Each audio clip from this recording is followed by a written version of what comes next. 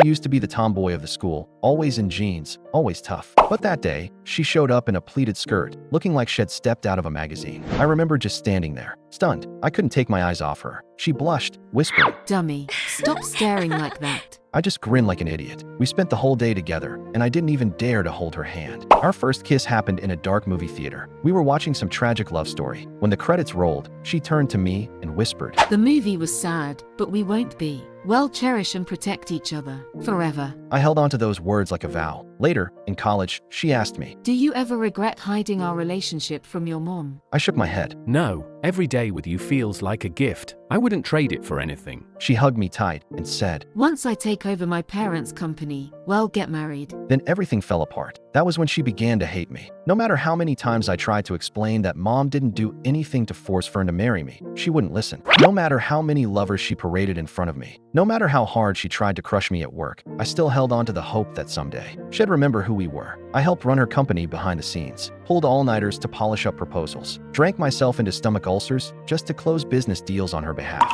But in the end, none of it paid off. "Jarrett." I murmured, my tears smudging the old letter in my hand. WHYD, you have to use such dirty tricks. If you had just played by the rules, would you really be in this mess? I thought I hated him, but now, alone in his empty room, drowning in the letters and memories ID tried so hard to bury, I finally realized the truth. ID never stopped remembering our love. ID just buried it so deep, I couldn't feel it until now. Just then, I heard a buzz. My phone vibrated. It was a message from Dad. "We'll be there tomorrow morning, sweetheart." I froze. After a pause, I opened our old chat thread and typed, "Mom and Dad are coming tomorrow. Let's have lunch together and talk things through properly." The next day, at noon, I arrived just as Fern's parents sat down in the private dining room. Her face lit up when she saw me, but in typical Fern fashion, she tilted her chin and said, "Wow, couldn't even last a full day without me. I thought you were never coming back." I didn't flinch. You're reading too much into it. "You." She scowled. I didn't even send you the restaurant location. If you're not full of regrets, what did you do? Stalk me all morning to find it? She had sent me a message the night before. I just never replied. It was me, her dad said. I told him. He glanced at his daughter, and then he looked back at me. "Did you two fight again?" "It's normal," Fern's mom added quickly. "Couples argue, but don't let your pride ruin things. Come, sit down and eat."